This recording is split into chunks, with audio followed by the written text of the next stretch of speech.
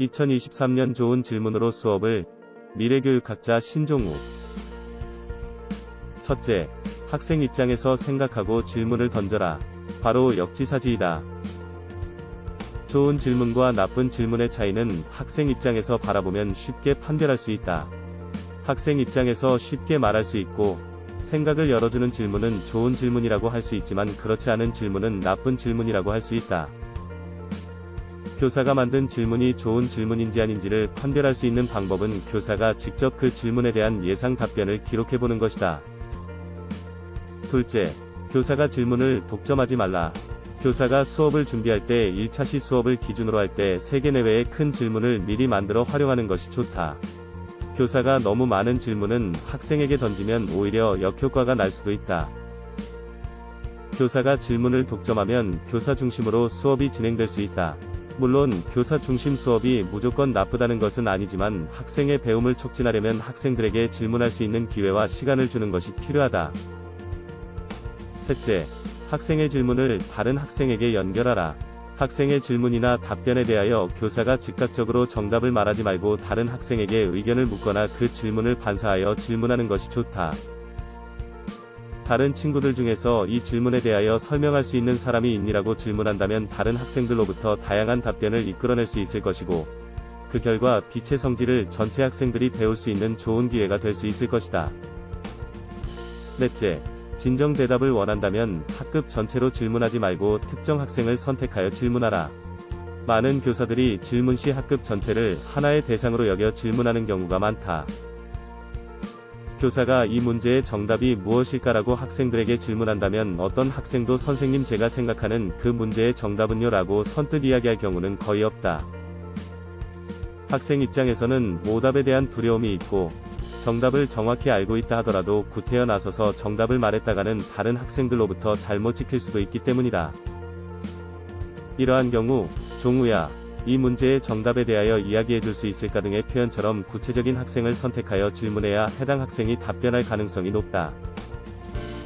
사회심리학의 연구 결과에 따르면 불특정 다수에게 도움을 요청하는 것보다 특정 사람을 구체적으로 선택하여 도움을 요청하는 것이 더 효과적이라고 말한다.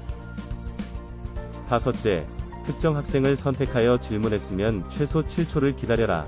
대개 교사가 특정 학생을 선택하여 질문했는데 해당 학생이 제대로 답변하지 못하고 우물쭈물거리면 다른 학생에게 질문을 넘기는 경우가 많다. 외향적인 학생은 교사의 질문에 대하여 즉각적으로 답변할 수 있지만 내성적인 학생은 그러하지 못하다. 내성적이고 수줍어하는 학생의 경우 자기 이야기를 하려고 하면 최소 7초의 시간을 기다려줘야 한다. 그런데 교사에게는 7초의 시간이 심리적으로는 70분처럼 느껴지기 때문에 즉각적으로 답변하지 못하면 정답을 모르는 것으로 간주하거나 답변할 기회를 다른 학생에게 주는 경우가 많다. 이러한 일이 생기면 해당 학생은 마음속으로 나도 정답을 아는데 왜 기다려주지 않지라고 생각하거나 즉각적으로 답변을 하지 못하는 자기에게만 잘못을 돌려 스스로 자신감을 잃어버리게 될 수 있다. 7초의 시간을 기다려도 답변을 하지 못한다면 종우야, 다른 학생에게 이 질문을 던져도 되겠니? 라고 양해를 구하고 다른 학생에게 질문을 던진다면 그 학생은 선생님으로부터 존중받는다는 것을 느낄 수 있을 것이다. 여섯째, 절대로 자문자답하지 말라. 교사에게 가장 좋지 않은 질문 습관은 자문자답하는 것이다. 교사가 질문하고 그 질문에 대하여 교사가 먼저 대답하는 것이다. 대개 교사들이 자문자답하는 것은 의도한 행위가 아니다. 일곱째, 교사의 질문에 대하여 학생이 오답을 말해도 부정적인 반응을 보이지 말라. 교사의 질문에 대하여 학생이 오답을 말해도 부정적인 반응을 보여서는 안 된다. 물론 지식과 이해를 묻는 질문에는 분명 정답이 존재하고 오답을 그냥 놔두면 자칫 오개념이 형성될 수 있다. 그런데 오개념을 수정하는 것과 오답에 대한 부정적인 반응은 별개의 문제라는 것이다. 여덟째, 질문을 했으면 그 대답을 경청하고 반응을 보여라. 질문을 하는 이유는 당연한 이야기겠지만 대답을 듣기 위함이다. 그런데 많은 교사들이 학생에게 질문만 할 뿐 대답을 잘 들으려고 하지 않는 경우가 많다. 교사가 학생에게 질문을 하고 나서 경청하지 않고 딴짓을 하거나 학생의 대답에 대하여 별 다른 반응 없이 교사가 원하는 방식으로만 반응을 한다면 대답을 하는 학생 입장에서는 당황하거나 기분이 나빠질 수 있을 것이다. 말로만 경청하는 척한다고 경청이 이루어지는 것은 아니다. 9째, 구조화된 질문을 사용하라. 교사가 생각나는 대로 질문하는 것은 좋지 않은 질문 습관이다. 수업의 흐름에 따라 적절한 질문을 미리 고민하여 활용하는 것이 좋다. 수업 내용과 상관없는 질문은 학생들에게 배움에 몰입하도록 도와주는 것이 아니라 방해 요소로 작용할 뿐이다. 그러므로 질문과 질문 사이에는 논리적인 연계성을 가지고 있어야 한다.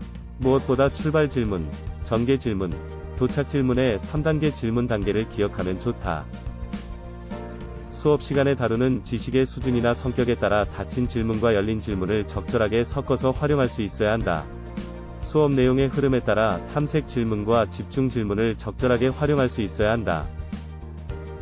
학습 단원의 특성, 학생들의 수준, 수업 맥락, 상황 등에 맞는 질문을 사용하라. 질문의 원칙과 사례들을 안다고 해서 수업에서 좋은 질문을 할 수 있는 것은 아니다. 학습 단원의 특성, 학생들의 학습 수준, 수업의 맥락과 상황 등을 복합적으로 고려하여 그에 맞는 질문을 개발하여 활용할 수 있어야 한다. 좋은 질문은 교사의 고도의 전문성을 바탕으로 나올 수 있다. 교사가 학생들에게 좋은 질문 요령을 직접 가르칠 수 있어야 한다.